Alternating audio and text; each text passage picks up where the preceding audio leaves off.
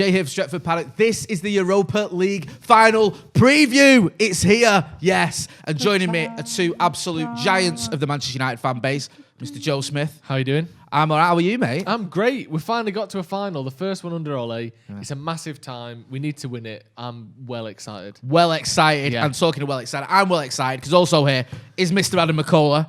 Yeah, how's it going, brother? I'm not excited to be sat with That's you the today, sort of attitude that I've I'm still come to fuming love. with you, Jay. Why are you fuming with Macca? Tell the viewers at home why you're fuming with me. Man, you seen this stuff, Joe? Man got Fergie. Without telling anybody. Yeah, and not her from Black Eyed Peas. And proper one. Like, he didn't even, lads. You kept you understand. Let's not talk about that. Do you want to hold my back when I go to the premiere? Listen, talk about that later. When you get invited for a chat with Sir Alex Ferguson, you don't bring in the riff-raff, do you? Come on. Exactly. I even put my suit on, didn't I, my blazer. Top half. Anyway, enough of my interview with Fergie, which is on the channel if you want to go and check it out. It's well worth watching. Let's talk about the Europa League final. Manchester United facing Villarreal. We go into this game on the back of a win. Our form recently has been a mixed bag, shall we say. Macca, if you want to have a look at that. What do you make of it? It's been shaking. It's shaky, Jake. Does it bother you? Are you concerned? Are you bothered? Not really, no. I mean, if you look at even the teams that are in the Champions League final, they've kind of fizzled out. I know City won the other day, but they've dropped some points elsewhere. And I get it. We wrapped up second spot, and we've kind of looked. I know for the Liverpool game, we kind of went to win that, and it's embarrassing that we rested players for it, and we didn't do that. But generally speaking, we haven't really gone all out for these games. And if you look at it, still beat Villa, still beat Wolves, we drew with Fulham. It was those two defeats against Leicester and Liverpool, which were sickness. But I genuinely think, had we been fighting for top four or for that second spot, I'd see those performances and maybe the results being a bit different. Or maybe that's just me being optimistic.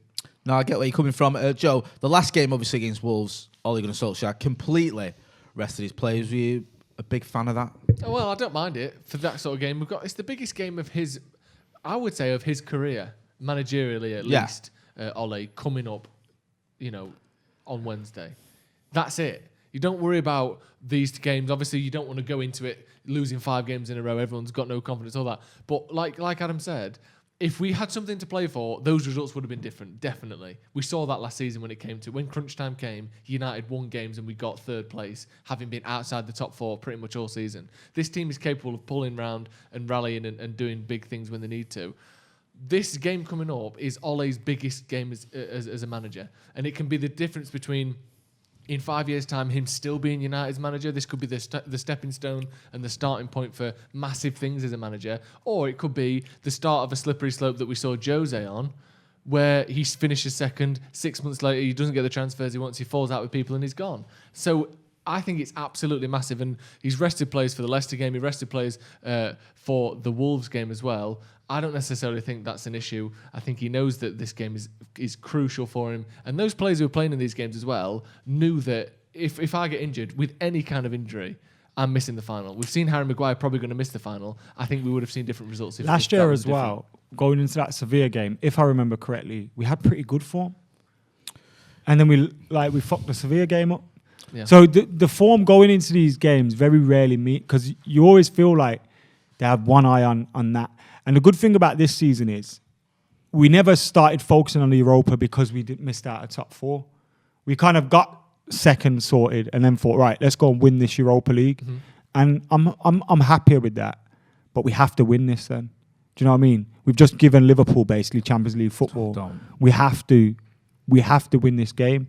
And that's one of the things where it does bring a little bit of nerves, because it's a one-off game against a good side that, historically, we've never scored against.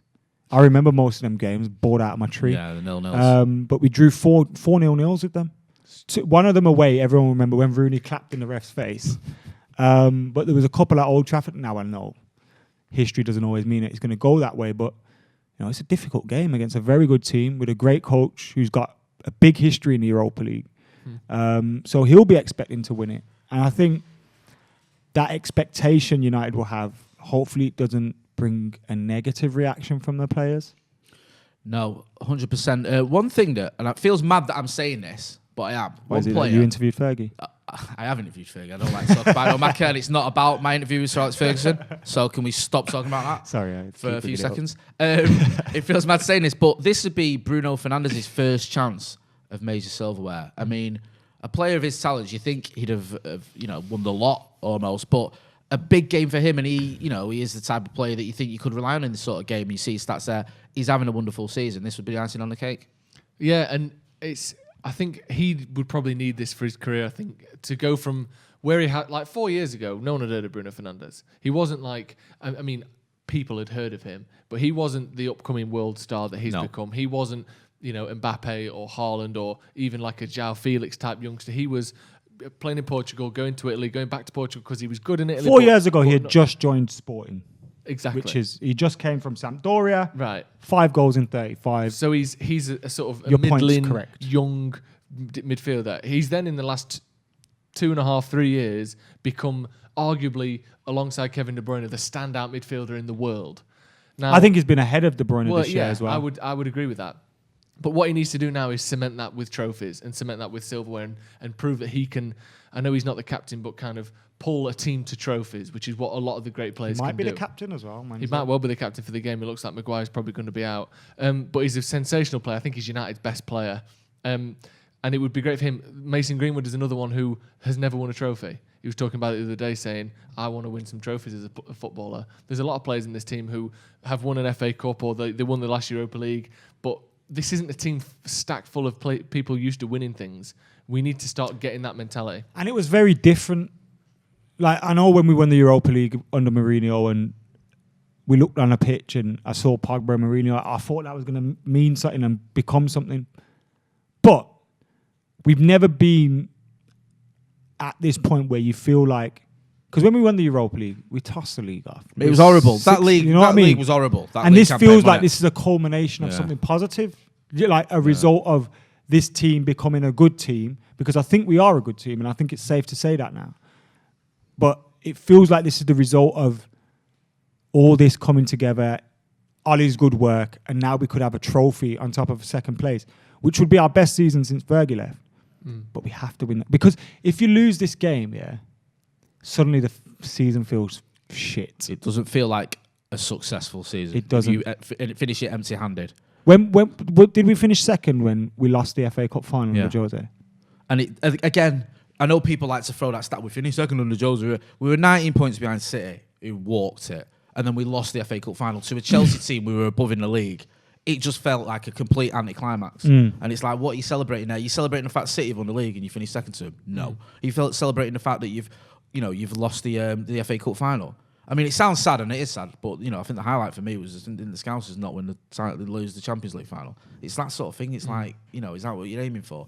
So yeah, we need to. We definitely need silverware, and hopefully Bruno Fernandes is the man to help us get it. With all that in mind, I'll start with you, Joe. Your starting 11.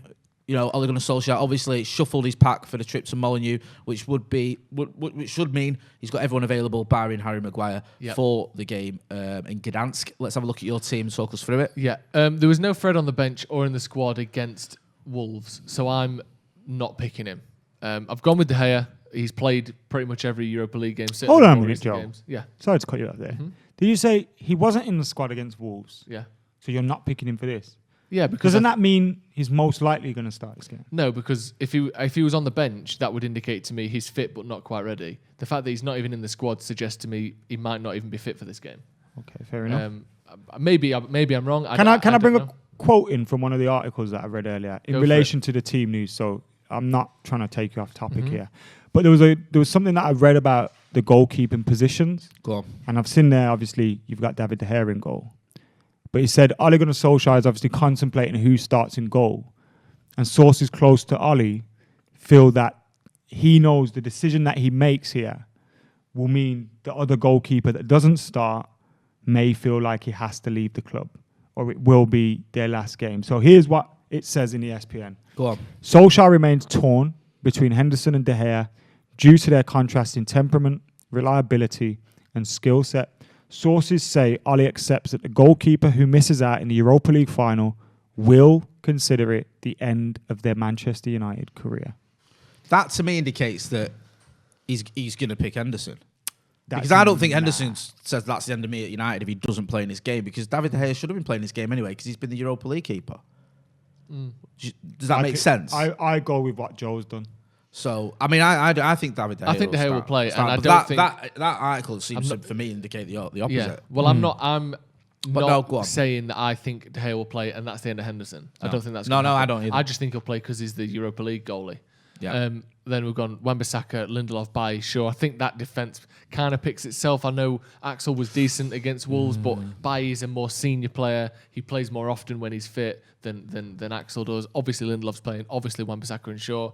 Then in midfield there, that's the tricky one, like we were talking about before. I think Fred might not be ready, and I personally don't trust him on the ball anyway. So I'm gone McTominay and Pogba there as a couple of deep players, and then I think that allows us to play the most or all of our best attackers if you do it that way. If you put Pogba on the left, you're pushing Rashford out of position and you're not having Mason Greenwood. No. Do it this way, you get Pogba, you get Rashford, Fernandes, Greenwood and Cavani all on the pitch. And I think that front five especially, I mean, including Pogba in that, I think that's too much for most teams in Europe. And, hopefully McTominay and Pogba can do enough defensively to stop them scoring. But that's a very attacking lineup, I appreciate. But I just think that's the best lineup we have. And if Fred's not fit, I think that's probably what we're going to see. I mean, 4 of that front 5, you could argue, are there or thereabouts when it comes to being world class. Yeah.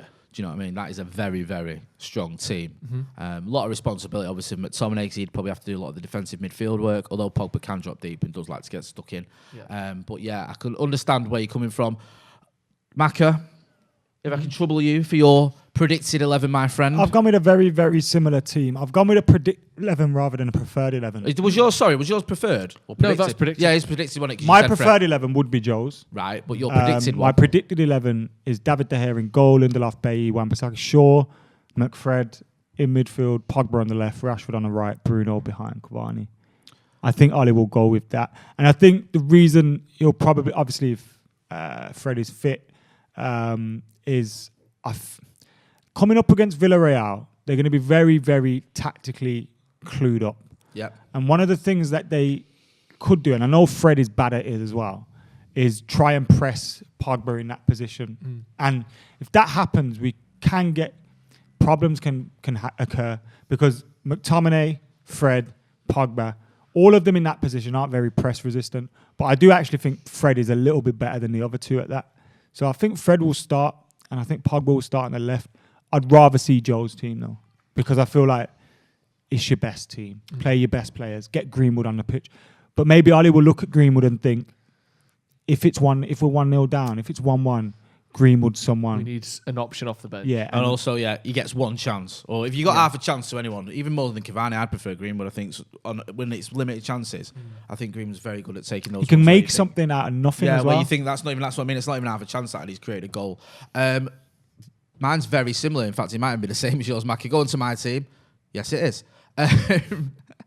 I've gone with Fred and McTominay. I think without Maguire, especially, I do think Fred might be fit. I know where you said he thought he wasn't fit, and that's a different story. But I think without Maguire, he's going to want Fred and McTominay in front of that defence more so than normal. And he likes them normally anyway. The only thing I wasn't sure about is who's going to play on the left. Is it going to be Pogba? Would it be Marcus Rashford and maybe even move Bruno out to the right-hand side? We've seen him play a little bit sometimes. I'm not so sure, but I've gone with Pogba on the left and Max on the right, even though I do prefer it when Marcus is on the left. I think when we shift him out there, I don't know whether that's a good thing for the team as a whole. It just doesn't feel like it is. But I'm just thinking of what Ollie will do. Yeah. I think this is more than likely his 11. And you've mentioned Mason Greenwood. Love Mason Greenwood. I would actually love to see him start. I'd love it if, no offence to Fred, if Fred drops out, Pogba dropped deep, and Mason came in, and like you said, like you both were saying, that would be my preferred team. Lads, I just don't think it will be. If one of Fred and McTominay start, it's not McTominay, boys. Do you reckon? And I know I cost Fred a lot in it, and I say how useless he is in that. But McTominay is equally as susceptible to some... I don't want to say bad because McTominay gets you more goals. He can shoot on target for one. Do you know what I mean? He can do things that Fred can't. But I feel like in this game, if we're going to play one of them, you play Fred. I agree if they're both fully fit. I agree. I would put Pogba and Fred in. I just question Fred's fitness. Okay. They both make mistakes, McTominay and Fred. It's just Fred's a more glaring and more dangerous. He set up 3 goals, didn't he? From losing it on the edge of his box in 3 games. Yeah. I mean, so many makes mistakes, but and he does doesn't dumb tend to shit like make those level of obvious mistakes consistently, where it's so difficult to defend. And you go, "What are you doing?" And then he'll do it again next week, and then the following week you're like, "Well, at least McTominay seems to learn from his mistakes a little bit." It's just like 5 yards away, fucking hoof it at him, and you're like, "Bro, what are you doing?" And he'll go through patches in a game where in a 10-minute period he'll give the ball away 7 times. Yeah.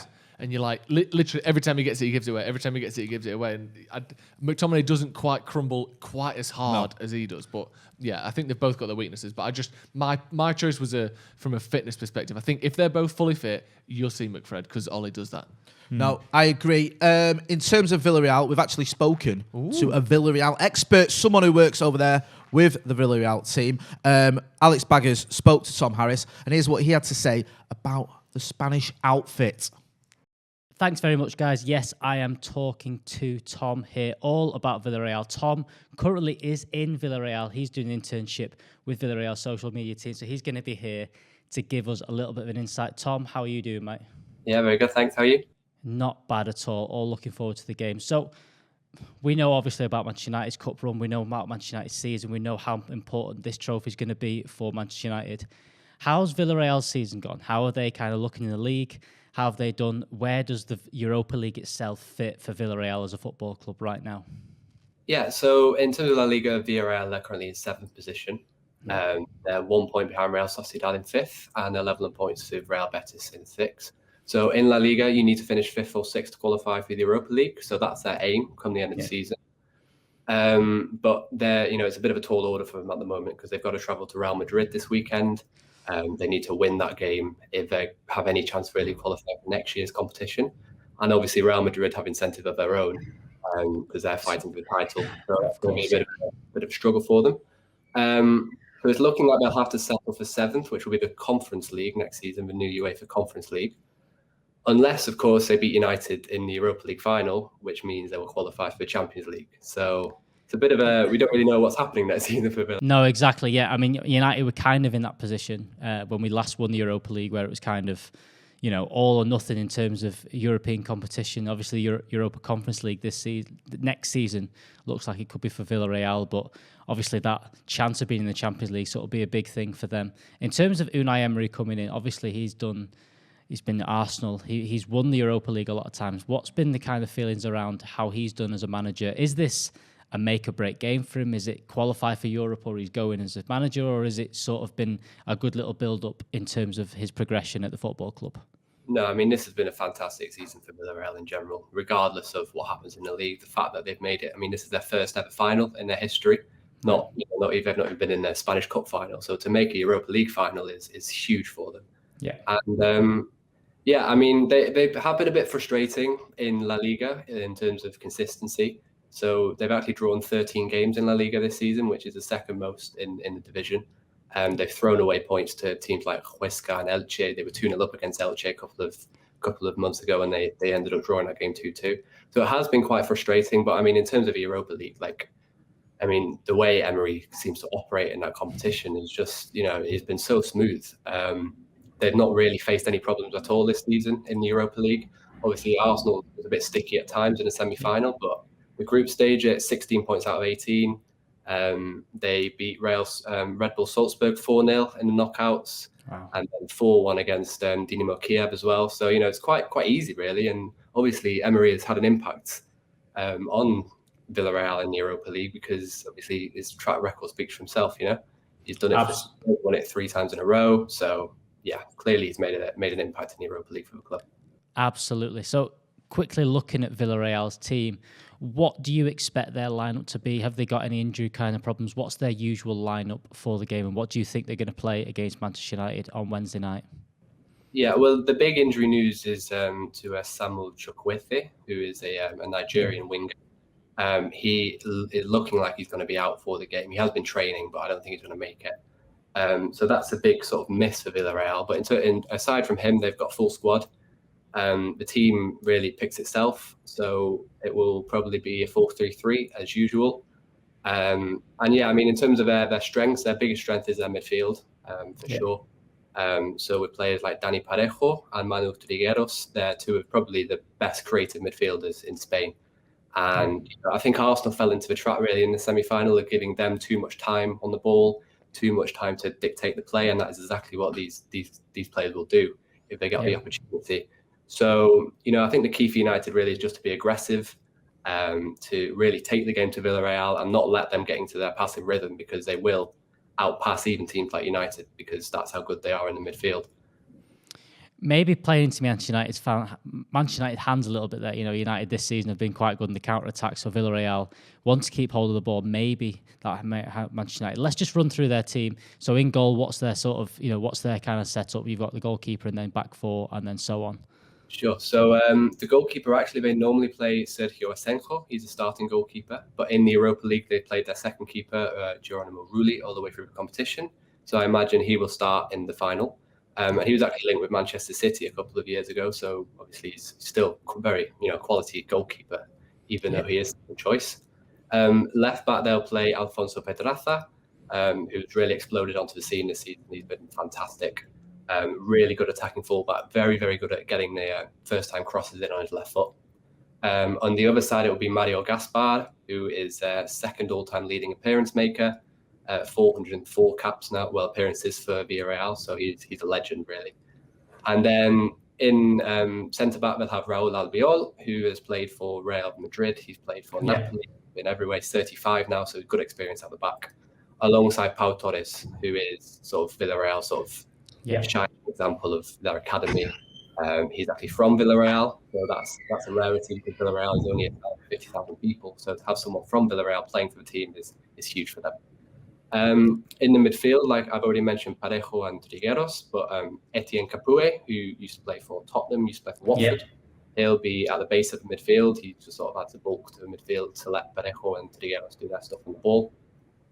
And then the front three, we'll have Gerard Moreno on the right. He is the star player for Villarreal. Probably talk a bit more about him in a minute. Alongside Yeremy Pino, who's going to come in and replace Chukwueze. So Yeremy Pino is 18 years old. He is, again, alongside Pau Torres, probably one of the most exciting players at Villarreal. And then up front, it will be probably either Paco Alcácer, who used to play for Barcelona, used to play for Borussia Dortmund. He's got quality, or Carlos Bacca. And that's a bit of a 50-50, because Carlos Bacca scored a hat-trick last weekend against Sevilla. Right, so okay. A bit of a 50-50 on that one. Okay, dokes. So you mentioned there about Moreno. He's their star player. What's kind of been his highlights this season? How's he getting on? And, what makes him such a good player? Yeah, I mean, he's had an incredible season this year. He's on 22 goals and 7 assists in La Liga. So that's right up there with the likes of Benzema. And obviously not really Messi, because he's We don't talk about Messi. It doesn't matter. Messi's not real, so just keep. he's so far ahead of everyone. But yeah, that's an amazing stats. Yeah. Yeah. So I mean, obviously, what's caught the attention of the rest of the world is his goal scoring. But I mean, he's so much more than just a goal scorer. He actually sort of plays out wide, so he's kind of like a wide kind of playmaker / attacker. His creative abilities, I mean, some of the assists he's pulled off this season just been absolutely De Bruyne-esque, to be honest, the way he just sort of sit deep and just play the ball perfectly through defence. He's done that multiple times this season. And yeah, I mean, some of the goals he scored, I mean, if you ever get a chance just to look at some of the highlights from this season, some of the goals have been exceptional. There's one that springs to mind there against Levante a couple of weeks ago, and it's genuinely quite like, remember when Messi scored against Bayern Munich that time? Jerome Boateng fell to the floor. Very similar. He just chops inside the defender, just absolutely gone, So really, really, really clever player. His speciality is probably these really sharp turns that I've just been talking about. If he gets a ball in the area, he's really, really adept at turning very sharply and keeping his balance and creating space for himself. Very, very good at that. And he is 2-footed as well, which is helpful. Predominantly left-footed, but if he gets a chance on either foot in the area, So he'll be starting on the right-hand side, I'm guessing. Is he playing on the right-hand side for Villarreal? Is that kind of where he usually operates, yeah? Yeah, he normally sort of drifts between the sort of right wing and striker position. So he's kind of in between a sort of winger and striker. Yeah. So he'll be up against a Luke Shaw and maybe, hopefully, a half-fit Harry Maguire. So that will be a very big test for Manchester United next week, I'm sure. Right, before we go, let's have a little score prediction. Tom, what do you reckon the score is going to be? I genuinely can't call it, to be honest.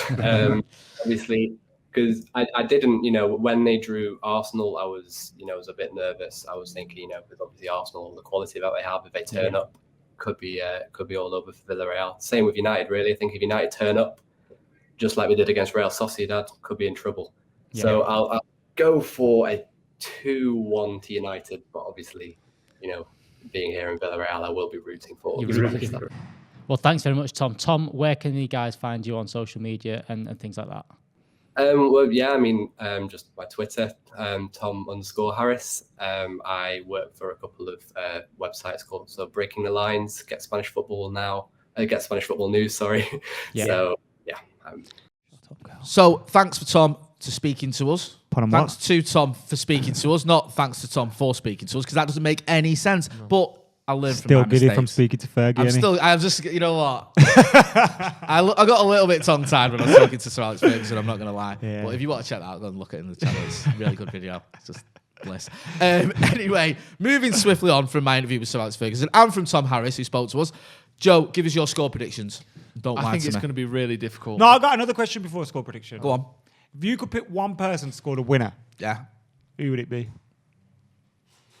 Maguire. Do you know what? That's what I was thinking.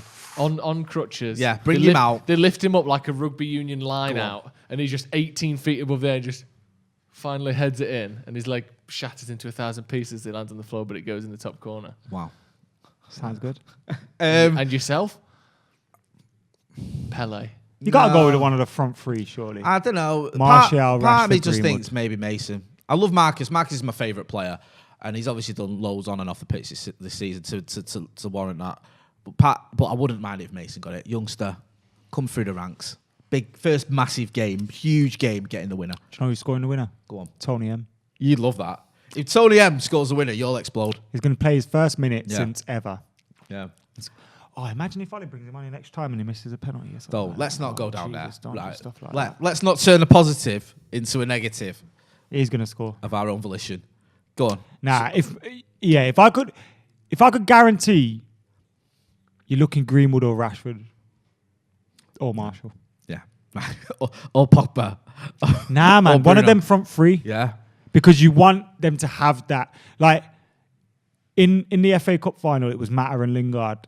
In the League Cup final, it was Latin and Lingard. Like, Marshall had his moment against Everton. Rashford had his moment against West Ham. Yeah. Do you know what I mean? Like, but none of them have scored that winner in a final yet. Yeah. And I think it'd just be great for them to do that. And they mark themselves in history forever. Sometimes you can still sort of get forgotten about a little bit. Yeah, I mean, look, Origi scored the winner in a Champions League final for Liverpool, but do you know what I mean? So Anyway, what was your score prediction after all that? Martial to score the winner. Right, 1-0 or 3-2 what? 0-0 in 0-0 normal time, 1-0 in extra time. We're going to be 0-0 again. Can you be a bit more specific next time, please? Yeah, very, sure. very vague. Go on, sorry, what did you say? I think it's going to be a tight game. I think it's going to be horrible. We're not going to look that good, but Nah. we'll get a winner. I think 1-0 United. You're so negative. How is that negative? You predicted us to lose the other day.